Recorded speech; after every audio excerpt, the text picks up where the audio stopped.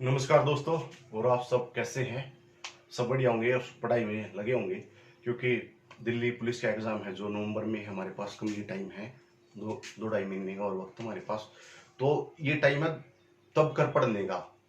आप बस देखो, साढ़े लगभग 6,000 के करीब नौकरी है उसमें, मेल फीमेल। और इस टाइम में मेरे ख्याल से कोरोना, ये कह रहे थे कि कोरोना के टाइम में 2 साल तक कोई वैकेंसी नहीं आएगी, लेकिन दिल्ली पुलिस की वैकेंसी इस दौर में आई है और भी वैकेंसी आएंगी। आप इस चांस को ना जाने दें। दिल्ली पुलिस का जो ये है वो बहुत ज़्यादा गोल्डन चांस है। अगर आप लग जाते हैं ना, तो लगते ही सैलरी इसकी कम से कम 35,000 पे सैलरी, 35 और 40,000 के बीच में सैलरी आपकी। तो आप इस चांस को ना जाने दें। इस तरीके से पढ़ो कि आखिरी बार, इसके बाद हमें ना पढ़ना पड़े चाहे। और ये जो मैथ चल रहा है, ये नहीं कि दिल्ली पुलिस में हर कॉम्पिटिटिव एग्जाम जितने भी हैं गवर्नमेंट जॉब के लिए, हर एग्जाम में आएगा ये मैथ। रीजनिंग पढ़ाऊंगा वो भी हर में। और जीके एक क्लास मैंने डाली थी स्टैटिक जीके की, स्टैटिक जीके, और मैं क्लास डाल दूंगा आज या कल, आपको क्लास मिल जाएगी स्टैटिक जीके की। ठीक है ना? तो मैथ में हम पढ़ रहे थे नंबर सिस्टम। नंबर सिस्टम की लगभग हमने अभी तक 5 क्लास मैंने डाल दी है। अगर आपने क्लासेज नहीं ली तो आप जाकर क्लास ले लीजिए, बहुत ज़्यादा इंपॉर्टेंट है चैप्टर। देखो, इसमें ट्राई ऑप्शन इस चैप्टर में आएगा। और ट्राई ऑप्शन हो गया, फ्रैक्शन उल्टे सीधे कैसे लगाएं, मानने वाले सवाल इसमें आएंगे। एक, अगर आप इस चैप्टर को सीख लेते हैं ना, तो ये समझिए 80% मैथ आपने सीख लिया। इसलिए मैं बार बार बोलता हूँ कि ये चैप्टर बहुत ज़्यादा इंपॉर्टेंट है। तो आज आगे पढ़ना स्टार्ट करते हैं हम। जो आज की नेक्स्ट टाइप जो हमारी रहेंगी आज, नेक्स्ट टाइप की बात करते हैं।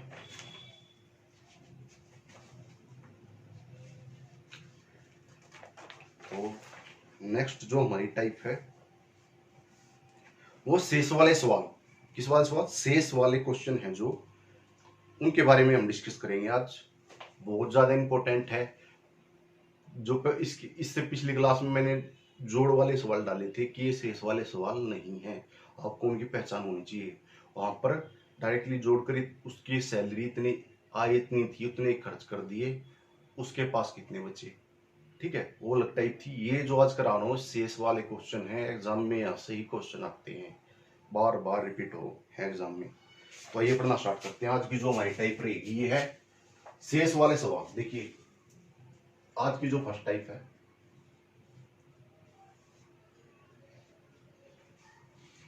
टाइप यहां मैं क्वेश्चन लिखता हूं। देखो, एक व्यक्ति अपने वेतन का, एक व्यक्ति व्यक्ति अपने वेतन का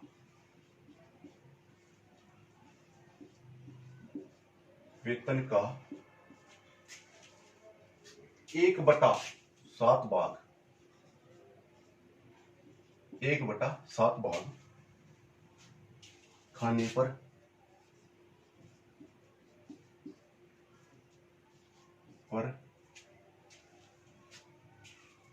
था तथा शेष शेष का, देखो शेष का यानी कि जितने उसमें से बच गए, शेष का हुआ आधा, मतलब कि जितने परसेंट कहेगा 1/2 भाग, शेष का 1/2 भाग किस पर खर्च करता हो? कपड़ों पर खर्च करता है, कपड़ों पर। और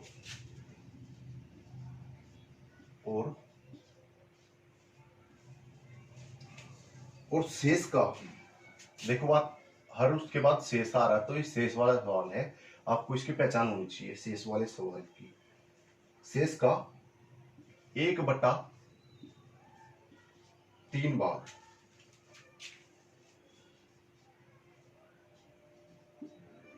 शेष का 1/3 भाग मनोरंजन पर खर्च करता है।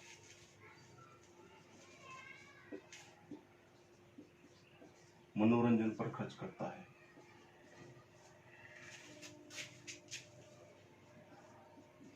खर्च करता है। यदि यदि व्यक्ति के पास यदि व्यक्ति के पास 600 रुपये शेष हों, कितने रुपए? 600 रुपये शेष हों, तो उसकी आय बताइए। तो उसका कुल वेतन शेष बचे हों तो उसकी आय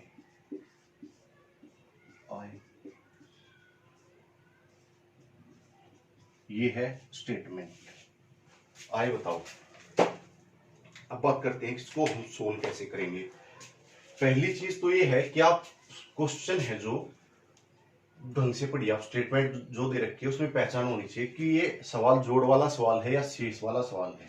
जोड़ वाले सवाल में देखो हर स्टेप के बाद शेष का, देखो शेष का 1/2 भाग खाने पर खर्च किया। देखो यहाँ भी शेष का, शेष होगा शायद, यहाँ पहली बार नहीं है। शेष का 1/3 भाग मनोरंजन पर खर्च किया। शेष का यानी कि जितने उसने खर्च कर लिए, जो बचे उसका, कुल का नहीं, जो बच्चे हैं उसका। ठीक है, ये होता शेष वाले सवाल। पहली चीज आपको पहचान होनी चाहिए कि शेष वाले सवाल हैं या जोड़ वाले सवाल हैं, इसकी आपको पहचान होनी चाहिए। जब हर उसके बाद शेष आए तो शेष वाला सवाल है। उसमें हमने क्या करना है ये देखिए। आइए 1/7 भाग, अगर हम इसको सोल्व करें, 1/7 भाग किस पर खर्च करता है? खाने पर। और 1/2 भाग करता हूं किस पर? कपड़ों पर। और 1/3 करता हूं मनोरंजन पर, शेष। ठीक है, अब देखो मानना उसकी आय कितनी है? 1 मान लूं मैं। कितनी है? 1। तो कितना बचा? 7 एकम 7, 7 में से 1 गया, 6/7 बच गया। कितना बच गया? 6/7। अब अगला स्टेप देखते हैं। यहाँ पर हम जो दूसरा वो है, दूसरी बात क्या रखिए? 1/2 भाग कपड़ों पर किया शेष का। मानना उसकी आय 1 है, घटाएंगे इसमें से तो कितना आ जाएगा? 1/2। ठीक है, अब बात कर लेते हैं 1/3 की। मानना आय 1 है तो 3 एकम 3, 3 में से 1 गया, 2/3। कितना आ गया? 2/3। तो अब हमारे पास क्या आ गए? ये आ गए घटने के बाद। क्लियर? क्या आ गए? घटने के बाद ये आ गए। अब देखो उसने कहा कितने रुपए शेष बचे हैं? 600 रुपए शेष बचे हैं, तो उसकी आय बताइए। 600 रुपए शेष बचे हैं तो उसकी आय बताइए। देखो फ्रैक्शन जब ये होगा पलट जाएगा, तो ये क्या होगा? पलट जाएगा। क्लियर? देखो 7 ऊपर चला जाएगा। देखो पहले आप खुद एक बात मानिए, पहले आय होती है, क्लियर, उसके बाद खर्च होता है। पहले आय होगी फिर खर्च होगा। तो पहले हम देखो आय कितनी मान ली? 1 मान ली। बहुत सारे बच्चों को पता नहीं चलता कि आय क्या है, ये क्या है। तो 1 मान ली आय उसकी। ठीक है, अब ये फ्रैक्शन पलट जाएगा, उल्टा हो जाएगा फ्रैक्शन। तो 1/2 का 2 ऊपर चला जाएगा और 1 नीचे आ जाएगा। ऐसे ही 3 ऊपर चला जाएगा, पूरा का पूरा फ्रैक्शन पलट जाएगा। ये क्लियर? मेन पलट जाएंगे। अब बात करते हैं इसमें, अब काट लेते हैं हम। 6 एकम 6, कितना आ गया? 100। 2 एकम 2, 2 पंजे 10 और 50 हो गया। अब देखो 50 को 2 से गुना करो, कितना आ जाएगा? 100। 100 को 3 से गुना करो, 300। और 300 को 7 को गुना करो, 7 से गुना करोगे तो 3 सत्ते 21, यानी कि उसके 2100 रुपये थे। कितने रुपए थे उसके पास? 2100 रुपये उसकी आय थी। अब आप खुद भी इसमें देखोगे ना कि पहले 1/7 घटा दो इसका, फिर शेष बचेगा, तो इतना ही बचेगा लास्ट में। मैं कर नहीं रहा, आपको मैंने डायरेक्टली, अगर आप इसको आंसर को चेक करना चाहते हो फ्री टाइम में, एग्जाम में बिल्कुल नहीं करना है ऐसा। एग्जाम में इस तरीके से करना आपको खाली। ठीक है, देखो कितनी बताई? 600 रुपये बताई उसने, इतने बचे हैं। तो फ्रैक्शन हमने ये भिन्न पलट दी, तो क्या हो जाएगा? हमारे पास 50 आ गया। जब 2 से काटा तो 50 आ गया। अब 50 को हम 2 से गुना करेंगे 100, 100 को हमने किससे गुना किया 3 से, 300 हो गया। और 300 को हम 7 से गुना करेंगे 3 7 21, तो आंसर हो जाएगा। मेरे ख्याल से आपका कोई डाउट इस क्वेश्चन में होगा नहीं। बिल्कुल इजी तरीके से पढ़ाता हूँ, बिल्कुल बेसिक तरीके से पढ़ाता हूँ मैं। चाहे कितना भी अपने आप में कोई ये कहता हूँ कि मैथ मेरा बहुत ज्यादा वीक है, मुझे मैथ नहीं आता, मैं कहता हूँ एक बार ये क्लास ले ली, उसके बाद मैथ की आप धीरे धीरे, एकदम कुछ नहीं होगा, एक दिन में कुछ नहीं होगा, आपको रेगुलरिटी के साथ क्लास लेनी होगी, उसके बाद आपका मैथ इंक्रीज हो जाएगा। ठीक है ना, क्लियर। तो ये था शेष वाला सवाल। इस वाला सवाल, ये क्वेश्चन था हमारा शेष वाला क्वेश्चन। देखो यहाँ शेष दे रखा, यहाँ शेष रहा, हर उसके बाद शेष आएगा, मतलब ये शेष रहा। ठीक है, तो ये पहचान होनी चाहिए। और शेष वाले सवाल में हमें क्या करना क्या है, आय एक माननी है, उसमें से घटा देंगे, फिर जो आएगा पलट जाएगा और जितने बच्चे उसके साथ काट देंगे, आंसर आ जाएगा। क्लियर। आप खुद भी सोच सकते हो कि मैं एक महीने का 2100 रुपये कमाता हूँ, कोई भी अपने खुद पर रखकर उसका 1/7 खर्च किया, फिर जितना बचेगा उसका 1/2 खर्च किया, फिर देखो कराई देता हूं मैं आपसे, देखो आपका और क्लियर हो जाएगा क्वेश्चन। इसने कहा कि कितने रुपए बचे हैं, 600 रुपए बचे हैं, देखो चेक भी हो जाएगा। 2100 निकाल आ गई उसकी आय, उसने पहले कितना खर्च किया 1/7 अपनी आय का, तो 1/7 कितना हो जाएगा, 7 दिया 21।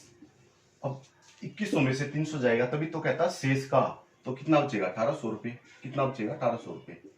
अब कहता है उसका उसने 1/शेष का 1/2 खर्च किया, तो 1/2 कितना हो जाएगा इसका 900, कितना हो गया 900।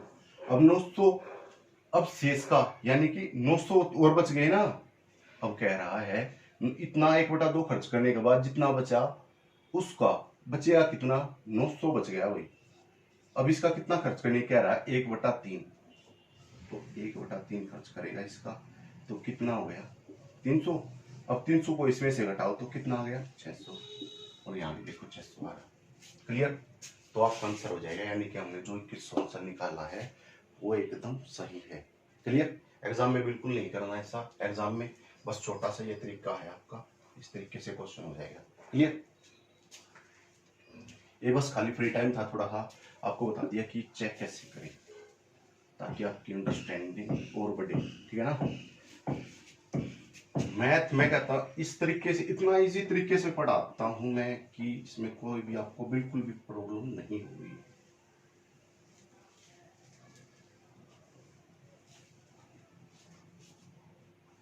अब बात कर लेते हैं नेक्स्ट जो टाइप है उसके बारे में। ये था शेष वाला सवाल। क्लियर, शेष वाला एक और क्वेश्चन करा देता हूं आपको। शेष वाला जो क्वेश्चन है एक और कर लेते हैं हम। देखो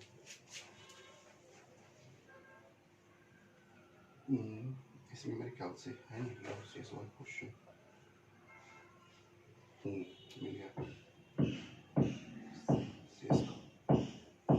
देखो टाइप यही रहेगी जो फर्स्ट टाइप है।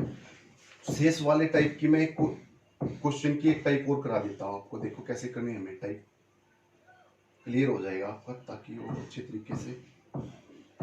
एक व्यक्ति, क्वेश्चन है एक व्यक्ति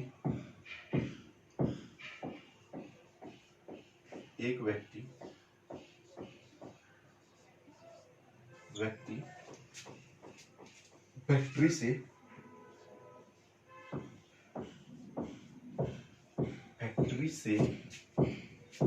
वापस आते समय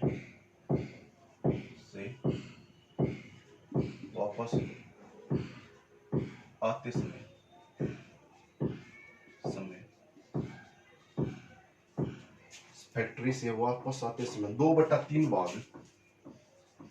कितना 2/3 भाग बस से और शेष का जो रास्ता बच गया तथा शेष का, इसका शेष का 3/4%, 3/4 भाग 3/4 भाग कार से, जिससे कार से तय करता है, कार से, तथा शेष जो दूरी बच गई, शेष जो दूरी है उसको किससे तय करता? पैदल तय करता है, पैदल तय करता है। यदि वह 2 किलोमीटर की दूरी पैदल तय करे तो उसके द्वारा कुल कितनी दूरी तय की गई? यदि 2 किलोमीटर की दूरी, कितने किलोमीटर? 2 किलोमीटर की दूरी 2 किलोमीटर की जो दूरी है, पैदल चला 2 किलोमीटर तय की, तो कुल दूरी बताओ, पैदल तय करता है, कुल दूरी बताओ,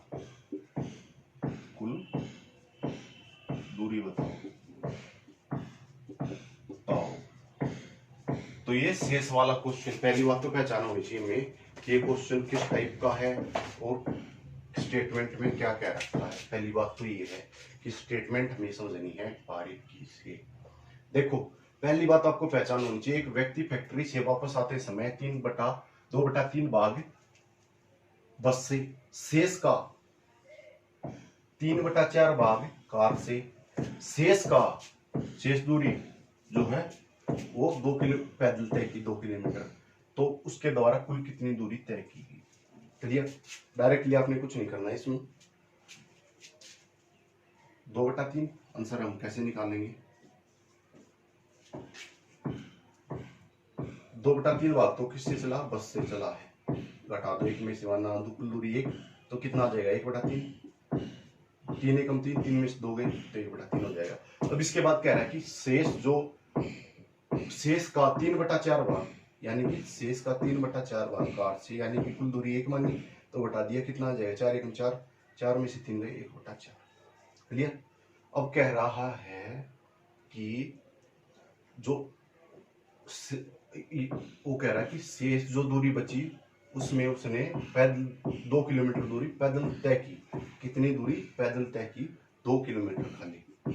ठीक है, लिख लिया। अब कह रहा है कि हम इसकी कुल दूरी निकालेंगे। कैसे निकालेंगे? देखो,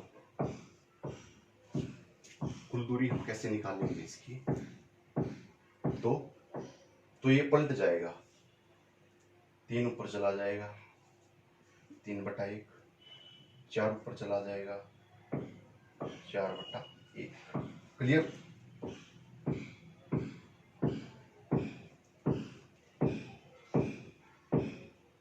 तो हमारे पास आगे ये हो गया और ये हो गया।